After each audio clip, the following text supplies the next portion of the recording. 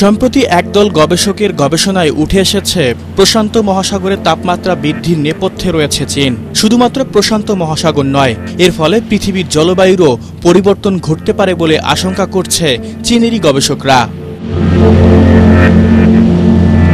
Aerosol নিঃসরণ কমাতে বিভিন্ন পদক্ষেপ নেয় চীন সরকার, আর এই পদক্ষেপই বিশ্ব উষ্ণায়নের জন্য দায়ী হতে পারে বলে মনে করছেন বিজ্ঞানীরা। প্রশান্ত মহাসাগরের একটি নির্দিষ্ট অংশের তাপমাত্রা বৃদ্ধির জন্য চীন নীতিকেই কাঠগড়ায় তুলছেন তারা। অ্যারোসল হলো বায়ুমণ্ডলে ভেসে থাকা ক্ষুদ্র কণা, যা প্রায়শই জীবাশ্ম জ্বালানি, জৈব বস্তু দহন, শিল্প প্রক্রিয়া কিংবা আগ্নেয়গিরির অগ্নুৎপাতের কারণে সৃষ্ট হয়। বায়ু দূষণের জন্য এই অ্যারোসলকে দায়ী করেন চীনের পরিবেশ বিজ্ঞানীরা।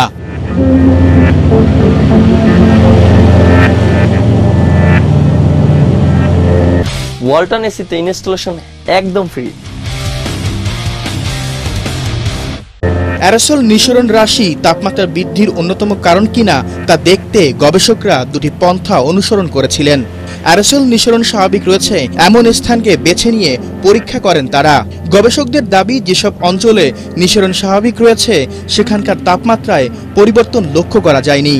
তবে অ্যারোসল নিঃসরণ হ্রাস করা হয়েছে এমন স্থানে তাপমাত্রা বৃদ্ধির বিষয়টি উঠে এসেছে সে গবেষণায়।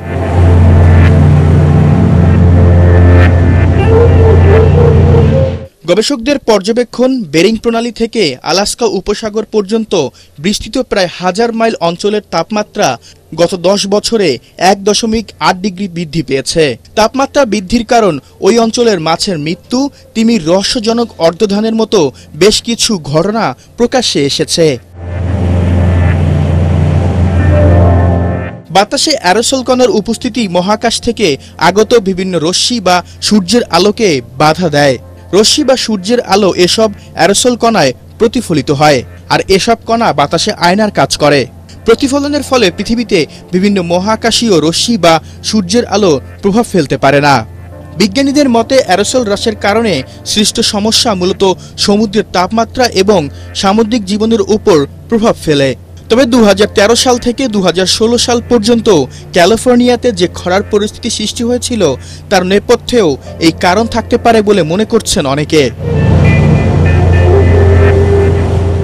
অ্যারোসল নির্গমন সীমিত না করলে তা ভবিষ্যতে বড় ধরনের বিপদ ডেকে আনতে পারে বলে আশঙ্কা প্রকাশ করেন বিজ্ঞানীরা। আমেরিকার মহাকাশ গবেষণা সংস্থা নাসা দাবি করেন, বাতাসে অ্যারোসলের মাত্রা বৃদ্ধি বছরে বিশ্বব্যাপী 80 লাখ মানুষের অকাল মৃত্যু ঘটাতে পারে। সালফেট, নাইট্রেটের মতো ক্ষুদ্র অ্যারোসল কণা জীবাশ্ম জ্বালানি দহনের সময় নির্গত হয়, যার ফলে মানুষের মধ্যে হাঁপানি, শ্বাসযন্ত্রের সমস্যা, ফুসফুসে ক্যান্সার, হৃদরোগের সমস্যা দেখা দিতে পারে। তাই দ্রুত এ বিষয়ে কার্যকরী পদক্ষেপ নেওয়ার তাগিদ দেন বিশেষজ্ঞরা।